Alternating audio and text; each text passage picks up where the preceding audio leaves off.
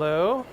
We're here about the two most important things for IP delivery right now are cloud DVR that is affordable and compliant with all the necessary regulations, and ultra low latency live. Streaming is especially important for low latency in live sports, and it drives engagement with your audience, keeps your customers from going to other solutions that have lost the.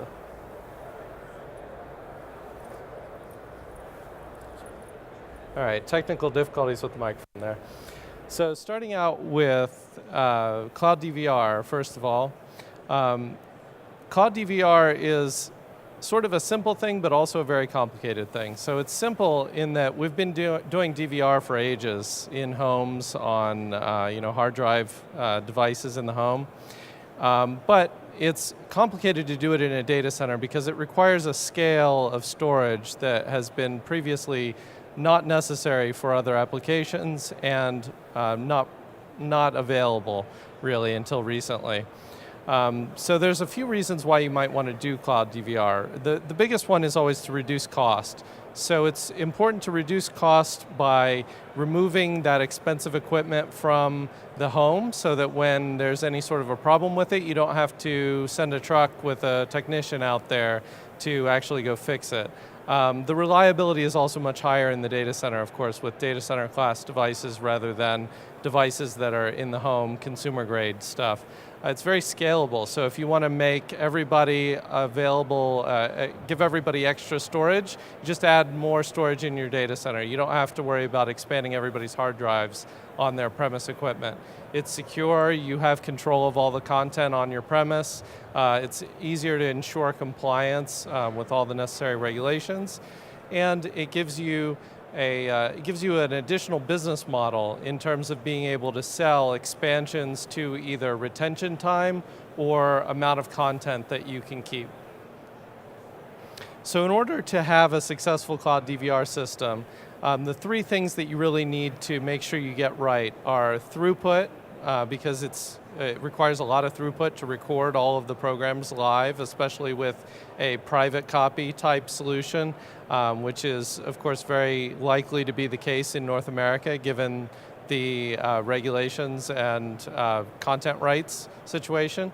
A large archive size so that you're able to store content for long enough that your customers get full value out of it. People tend to like to record things and hang on to them for a very long time, whether they watch them or not. So it's good to be able to give them that security. And then compliance is, of course, usually the roadblock to rolling out a cloud DVR solution.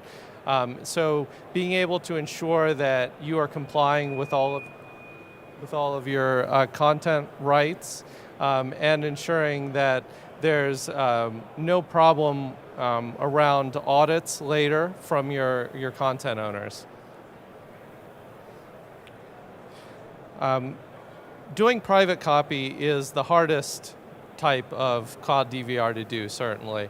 It's hard to get it right from a technical standpoint. It's hard to get it right from a legal standpoint. And so we've developed a platform at Vecima which allows you to sort of bypass all of those worries. So instead of doing some sort of very complicated deduplication scheme or something else that tries to kind of play around the margins of the content rights, we just very straightforward have a private copy recording solution that records everything with private copies within 1 second of airtime so that it's compliant with all the different licenses.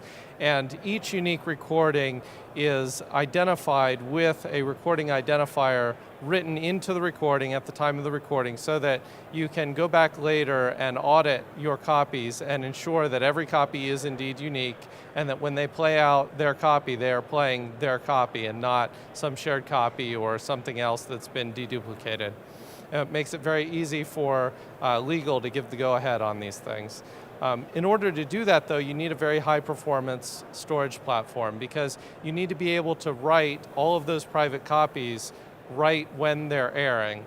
And one very large operator that I won't mention their name currently runs a cloud DVR system that can't record the full throughput of their stream. So not all of their channels can be recorded at top bit rate. So you end up with something like the situation you see on the screen, where the left side of the screen has a lower quality version than the right side. The right side is what you would see if you were watching this program live.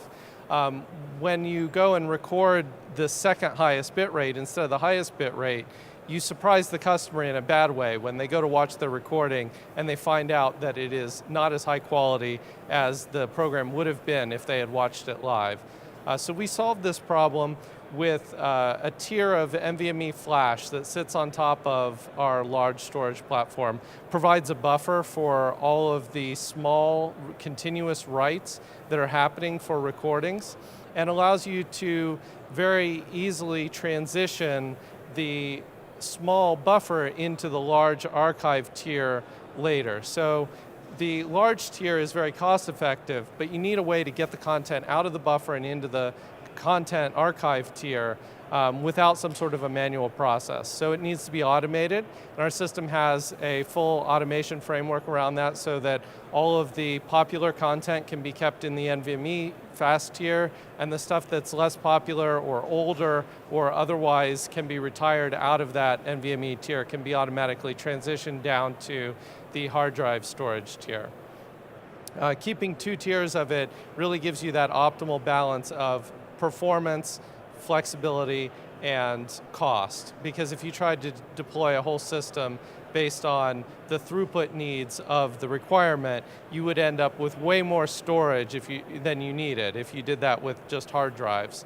So you really do have to have that other layer of faster storage sitting on top of there to take advantage of the unique characteristics of flash, where it can make lots of small writes very efficiently, whereas traditional hard drive storage is only at its maximum throughput efficiency if you utilize very large sequential writes. So our platform allows you to take advantage of that.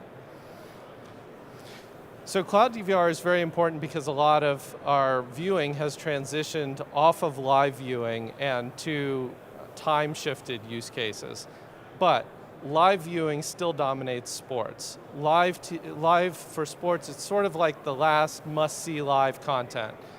You have to be able to watch it when it airs, or else it's too late because you've already seen the result on Twitter or somewhere.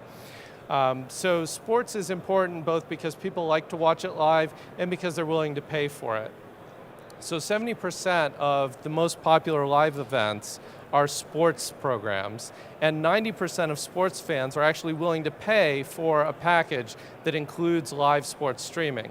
So this is an advantage for all pay TV operators, obviously, who want to sell pay sports packages, but it's also an advantage for small OTT providers who want to find some content that they can get that's unique to them, that will actually attract a big audience that they can fund their full operation with.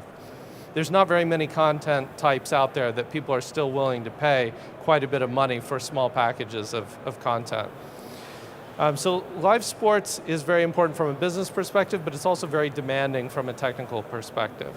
So if you can get sports right, you can ensure that your subscribers will stay loyal and not jump ship to another provider who has a better experience for their favorite sport.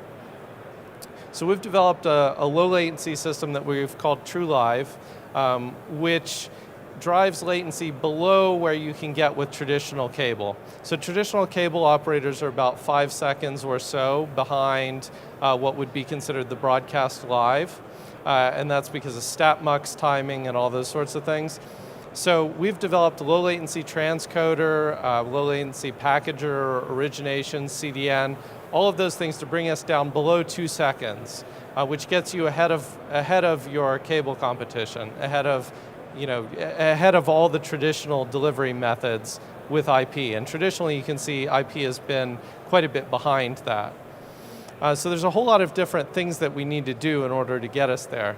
One of the things is to re-examine how we look at traditional encoding. So traditional encoding, you'll have an iframe every so and the frames in between are obviously the delta frames of that iframe. So you have one frame with a lot of content, and then several frames that have not so much content that just show the differences. This gives you a variable size buffer on your encoder. And the problem with that is that you essentially have to fill the whole buffer up before you can flush it out and out into your packager. And these buffers have to be large enough to handle the largest segments of content that you have. And so if you have these big iframes, then they have to be big enough to hold those iframes, and the iframes are big. And it gives you a very fluctuating rate of your content, so it's all very much variable bit rate. You can also use a technology called gradual decoder refresh, which is supported in the H.264 standard. It's very widely supported, although not very many people actually use it, which takes that iframe and it splits it up amongst the frames so that each frame is partially an iframe. So it has part of it as an iframe, part of it as the deltas from the last frames that were authoritative from that part of the frame. This gives you a couple different advantages. In addition to the smaller buffers and the more consistent bit rate of the content, it also allows you to have more resilience to stream disruption. So if you miss one iframe because it's dropped during delivery, that's a very big deal because the whole stream will experience macro blocking until you get to the next iframe, and it refreshes the whole screen. On the other hand, if you have gradual decoder refresh, you can instead have a piece of the iframe in each given frame, and so not the entire frame will be impacted if you happen to drop a frame. And you can also do more resiliency in your encoding this way. So for example, you don't have to only have one copy of each authoritative session. You can sort of weave in more of them so that there's more resiliency in the stream to disruption, which is of course very important for mobile delivery use cases, which is a huge driver of traffic to video these days, is mobile, and it's only going to be more so with the adoption of 5G. So another thing that we do in order to optimize the latency of the stream is to do CMAF chunked encoding, which is a very popular technique now. Everybody's sort of doing it at this point, but it's important to be doing it, and it's important to know that most services are still not doing it. Even though a lot of vendors are supporting chunked CMAF encoding these days, not very many of the services are actually utilizing it yet. So there's still a big advantage to be had versus your traditional encoding, where you have an entire segment encoded into one block and nothing's sent down into the packager until that full segment has been encoded. With CMAF chunked encoding, you can shrink down the size of that block that you send down to the packager. This diagram is showing it with several frames in each chunk, but it could just as easily be a single frame per chunk, and in fact that's how we do our lowest latency implementation, is one frame per CMAF chunk. When you couple that with HTTP chunked transfer, you get an additional advantage that not only are you pushing the content into the encoder, or out of the encoder into the packager more quickly, you can also push it down to the client more quickly. You can essentially speed up the time where you get that first amount of video into the buffer at the player, which means that the player buffer can both be smaller so that the latency is lower, and it can also be more resilient because you'll be able to get more content in more quickly when you need to refresh the buffer. So we also integrate with a couple different players in order to make this all happen. So Bitmovin and NextPlayer we're happy to showcase our integrations with them. They provide a great end-to-end solution along with our CDN, transcode, origination, and packaging. And then we also handle very large multi-tier CDNs, which means we have to push the content out into the CDN so that we can deal with the latency that multiple tiers of a CDN offer. So of course, to handle scale, you need to have the cache at multiple layers so that it's geographically close and so that you can get that additional cache efficiency. But you also need to ensure that you can get that content out into the caches quickly to be able to ensure that the full latency of the system is not so high. So you can push the content into the caches rather than waiting for a request to pull it in. So we can use HTTP2 push to put the content in there, standards-based, very easy to implement that way. And you can see that you dramatically reduce the round trip time for the first request for a fragment of video that way. So to give you an overview of how our full end-to-end solution looks when you implement it actually, so this is our low latency lab here, and it gives you a timing of each of the different steps down the way. So you can see it goes from the video source through our transcoder, through our recording system, so all of this is integrated with our cloud DVR platform as well, so that you don't lose any of that ability when you're doing this low latency live. So it goes through our recorder, goes into our packager, into the CDN, goes out into the network, and eventually to the player, and you end up with about 1.4 seconds or so of end-to-end latency. So if you have more detailed questions about this or you want to talk more about it, you can come see us at our booth. We're right over there in the Connected Media IP Pavilion at SU 9117. Happy to answer your questions on email or LinkedIn, however you like. Come see me over at the booth. It's great talking to you. Thanks.